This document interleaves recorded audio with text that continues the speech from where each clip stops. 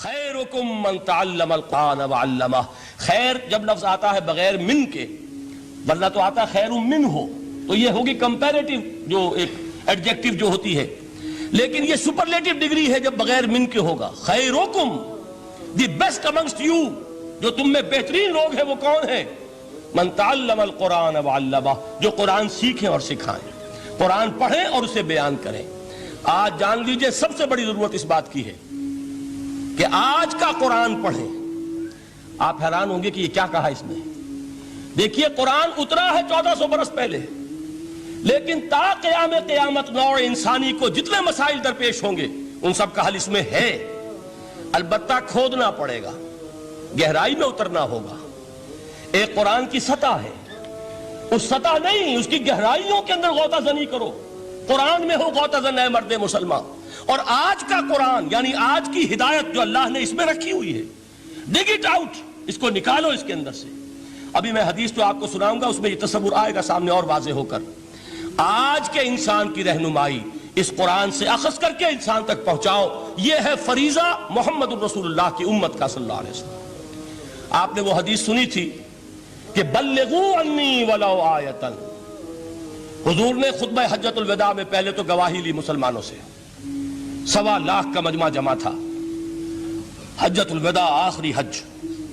آپ نے اپنے خطبے میں، جس کے چند جملے میں سنا چکا ہوں آپ کو ایچ جی ویلز کے حوالے سے، اپنی تعلیمات کے اہم نکات کو بار بار دہرا کر بیان کیا، ہیمر کیا، اچھی طرح ذہنوں میں اتارا. اس کے بعد ایک سوال کیا، الا هل بلغت؟ لوگوں میں نے پہنچا دیا کہ نہیں؟ اور پورے مجمع نے کہا انا نشہد انک قد بلغت. بلکہ ایک روایت میں الفاظ بڑے پیارے آئے ہیں، انا نشہد انک قد بلغت الرسالۃ وادیت الامانۃ ونصحت الامۃ وکشفت الغمۃ. ہاں حضور ہم گواہ ہیں، آپ نے امانت ادا کرنے کا حق ادا کر دیا، رسالت کے فرائض کا حق ادا کر دیا، امت کی خیر خواہی کا حق ادا کر دیا، اور آپ نے گمراہی کے پردوں کو چاک کر دیا، اندھیروں کو چاک کر دیا. 3 مرتبہ حضور نے سوال کیا، 3 مرتبہ جواب لیا.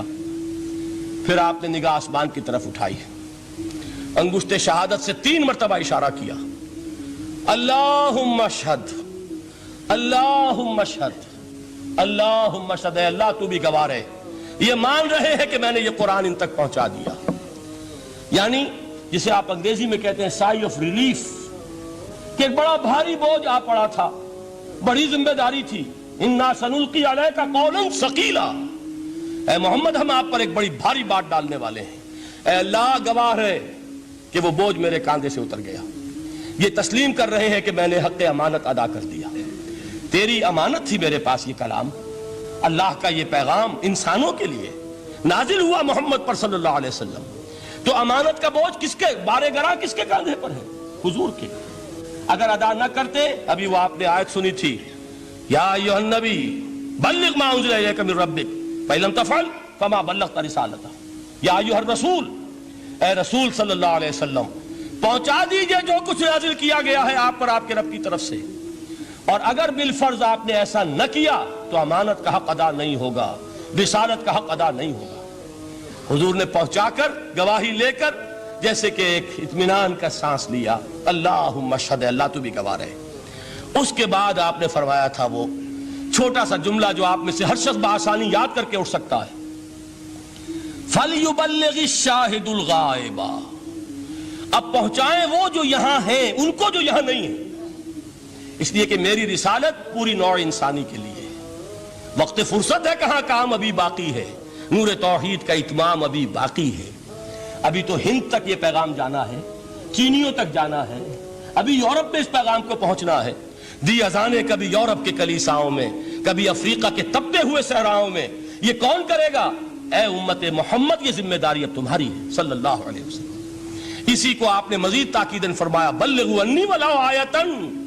میرا کوئی امتی بھی اس سے بالکل فارغ نہ رہ جائے، بالکل محروم نہ رہے، ایک آیت بھی پہنچا سکتا ہو تو پہنچائے.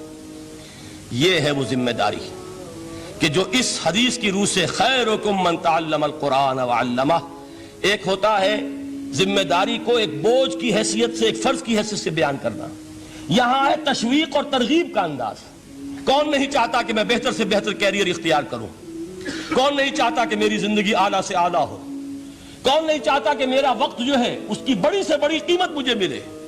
کاش کہ ہمیں معلوم ہوتا کہ قرآن کا سیکھنا اور سکھانا کتنا اعلیٰ کیریئر ہے۔ کاش کہ ہمیں معلوم ہوتا کہ قرآن کی تبلیغ اور دعوت، اس میں جو لمحہ گزر رہا ہے وہ کتنا قیمتی ہو گیا ہے، اس کا کتنا بڑا اجر و ثواب اللہ کے ہاں ملنا ہے۔